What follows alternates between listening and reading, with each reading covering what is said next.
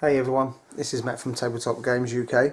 Today we are bringing you the unboxing of Incantris. It's a magic based duel board game. Players take a team of wizards and battle it out in the world of Aldramir for supremacy. And it's just come out of Kickstarter. It's been designed by Heath and Seth Robinson. Looks like a really nice little game. Not played it yet. I've had a little quick flick through the rulebook, but I'm not going to go into depth on any sort of rules. It's literally just to see what's in the box, what you get, the quality of the models and the components, and then we will do a separate video stroke article on it later on and let you know exactly how the game plays. So as I said, it's come out of Kickstarter. It's currently up on pre-order on the website. It's a nice little box. So first thing in your box is your rulebook. 28-page colour rulebook. Should I say 26-page colour rulebook. The game is for 1 to 4 players. As I said, each player takes control of a team of wizards, and you can play through 4 different scenarios. Each scenario, depending how many of you are playing, be it 2, 3, 4, then the board is set out in a different fashion for each scenario. So it does change up quite a bit depending on how many different players you have playing. It also has a solo function, so you can play on your own. This is a quick reference card for the solo function. Nice little to add in there. Again, rulebook's good quality. It's only a small rulebook. It's only, the rules ain't massively complicated. As I said, I've had a brief read through them, but I'm not actually played a game yet, so it's definitely worth having a look at that. Okay, so next we have the card stock. So how many have you got here? We have 1, 2, 3, 4, 5, 6 lots of card stock. Comes with your relevant tokens and things you're going to use in the game. Also comes with some 3D scenery. So you've got some trees, some ruins. This is another part of the board section to represent something in one of the scenarios, I'm assuming, as is that one. And then these are the player tokens, I believe, so you put them on the card so when the player's activated. And some more trees and some more tokens. Again, I don't exactly know what all of these are for yet because I've not really used them, not played it yet. It's looks pretty good quality. I can't see anything wrong with it. It's no different to most of the card stock you get in most games nowadays. It's very well printed. It's got a linen texture to it, which I believe was part of the Kickstarter stretch goal. I didn't actually kickstart this, but manager at Tabletop Games UK did, so he sent me this to have a look at. Okay, so the next in the box is the board. So it's hexagonal board sections. Let's just move the box out of the way for the moment now. So these are the tiles that you used to play on, and obviously depending on what scenario you're playing, they'll fit together in different. The best way of doing it is a river going into a path there. They're all double-sided, so you can change them about. Obviously change the scenery you're playing on, change the board every time. The paths and the rivers, as far as, again, as I had a quick read through the rules, do make a difference in the game. So you can change up your board every time you play, which gives you multiple different ways of playing each scenario. And then you have your half board sections for completing the boards depending on what way you're playing, be it 2, 3, 4 player or solo, and depending on what scenario you're playing. Again, seem like good quality, can't really see any faults with them. The print's good, everything seems to line up. They are pretty good quality cardstock, really. Again, I don't know if you're going to get the same problems you sometimes get with cardstock board tiles where they warp where they've been sitting in warehouses for a long time, and then once they get a bit of warmth and moisture to them, they start to curl at the edges and stuff like that. But again, same with all other cardstock, a good heavy book on top of it will rectify that. So next in the box we have, before we go to my favourite part of the models, we'll go to the dashboards.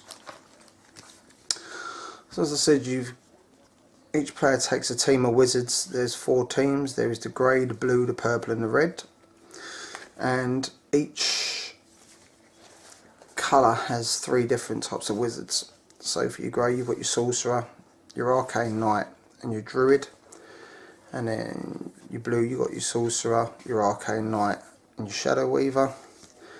And in purple is a sorceress, shadow weaver and a shaman. And then a sorceress, a druid and a shaman for the red.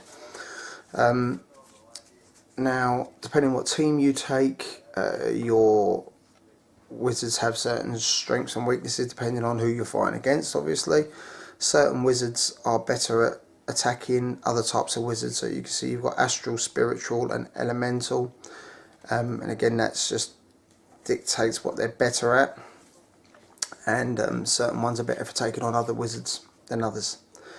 Again, so as another nice little dynamic to the game, you're not all just playing with the same team all the time with the same strengths and weaknesses.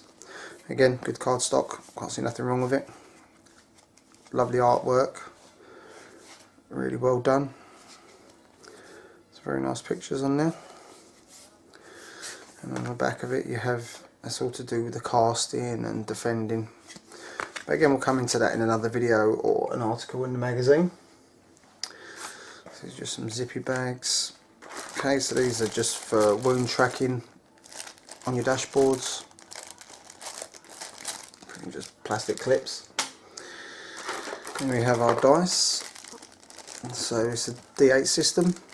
And as you can see on the dice, you've got the green symbol and the purple symbol. So the green symbol is used when you're casting the spells, and the purple symbol is used when you're defending against the spell. Yeah, D8s, and then the models. Now, it's always my favourite part of any game, be it a board game or war game. Models are very well cast. Mould lines are not too pronounced on them. They're in a soft plastic. I would say it's not as soft as Reaper Bones, but it is quite flexible. And there's a couple of the models that were slightly bent, but nothing a little bit of hot water won't rectify. So they're well cast. The sculpts are actually really nice. They look around about 32 to 35 mil. So you can't really see the detail very well on some of the coloured ones, so I'll just show you more of the greys. Maybe these come up okay. And as I say, the mould lines are pretty much very faint, not massively hard to clean. Again, being a soft rubbery plastic, they'll clean up pretty easy with a modelling tool. That's the grey team. So this is the purple team.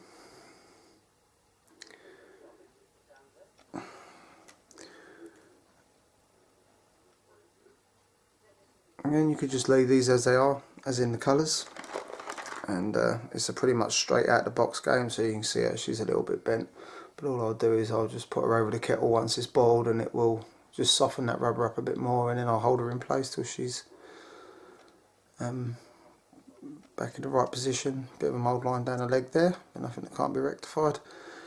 Yeah, I'd say you could keep them just in the colour plastic, play the game straight out of the box.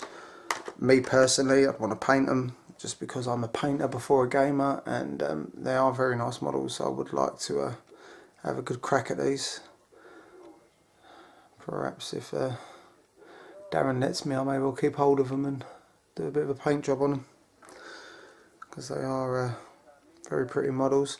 And there is doubles of each, because obviously each team takes 3 wizards, but they're mixed in between the teams, so none of the teams have the exact same wizards. So the red ones are a little bit more difficult to see on the camera with the detail and stuff. And then yeah, there you get it. That's what you get in the box.